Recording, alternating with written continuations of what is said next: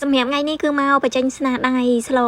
กรีนมไปจกบางปอนต่างគ្នាใจเตยดังมาเจยอมโจจัดคางធ្វើមហូបហើយក៏ចូលចិត្តរឿងហូបដែរនិយាយទៅដោយសារតែរឿងហូបហ្នឹងហើយប្តីខ្ញុំគឺការតាមស្រឡាញ់ខ្ញុំដំបូងហ្នឹងគឺយកចិត្តរឿងធ្វើមហូបប្តីខ្ញុំក៏ពិតមិនមែនអត់ចេះធ្វើមហូបទេឥឡូវហ្នឹងគឺគាត់អត់ធ្វើមហូបសោះហ្មងនិយាយទៅអត់ធ្វើទេនិយាយទៅតពងជាពងទាជៀនមួយទេតែគាត់ធ្វើក្រៅពីហ្នឹងគឺគាត់អត់ធ្វើទេគាត់ឲ្យខ្ញុំធ្វើឲ្យទាំងអស់ហើយស្អីក៏គាត់ហូបបានដែរហើយបើថាការីនំបញ្ចុកនេះវិញគឺប្តីខ្ញុំចូលចិត្តខ្លាំងលេខ1ហើយយើងស្លការីស្លខ្មែរហ្នឹងគឺប្តីចូលចិត្តណាហើយបើនិយាយទៅការតាមស្រឡាញ់ខ្ញុំដំបូងគឺអូយទិញមកគ្រឿងសមុទ្រដូចជាមកដូចជាបកាអីដូចរបស់ខ្ញុំចូលចិត្តឯហ្នឹងគឺទិញឲ្យគេធ្វើឲ្យហូបអូចង់ទៅណាគេជូនទៅអីណាឥឡូវឆ្ញាញ់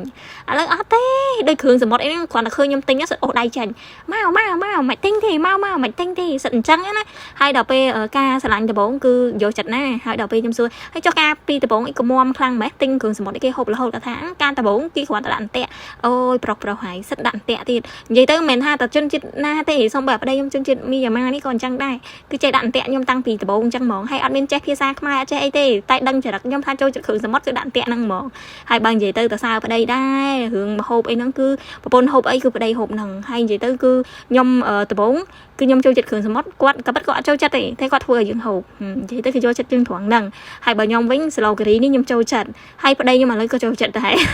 ហើយនិយាយទៅប្តីខ្ញុំក៏គាត់នៅប្រទេសគាត់ក៏មានលក្ខណៈដូចនំបញ្ចុកដែរតែគ្រាន់ថាស្លូគេហ្នឹងបែបគេធ្វើមកពីត្រីដូចស្លូការីស្លូខ្មែរយើងអញ្ចឹងណាបងប្អូនទាំងអស់គ្នាហើយបើសម្រាប់ថ្ងៃនេះគឺសំណាងមែនតែនដោយសារបានបងគាត់ឲ្យជាងចេកមកហើយអូយត្រូវគ្រប់គ្រឿងខ្លាំងមែនតែនហើយដោយសារយើងមានស្បៃក្តៅមានអីដោយសារជនជាតិជប៉ុនគាត់ឲ្យច្រើនចេះដាក់លាយគ្នាអញ្ចឹងទៅហើយបើនិយាយទៅសម្រាប់ខ្ញុំនេះគឺ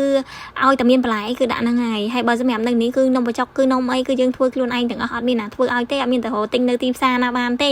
នៅប្រទេសជប៉ុននេះចង់ទិញនំបញ្ចុកតែអត់ទាន់ដែលស្រូវហើយធ្វើហើយអីចាប់ច្បាយអីដូចយើងនៅខ្មែរស្អាតហ្នឹងគឺអត់មានលក់ទេហើយនិយាយទៅខ្ញុំមកនៅជប៉ុននេះគឺចេះធ្វើតាំងពីនំបញ្ចុកឡើងនិយាយទៅខ្ញុំថាមានគម្រោងថាទៅខ្មែរបើកហាងលក់ម្ហូបហ្មងទៅព្រោះដោយសារអីឥឡូវគឺ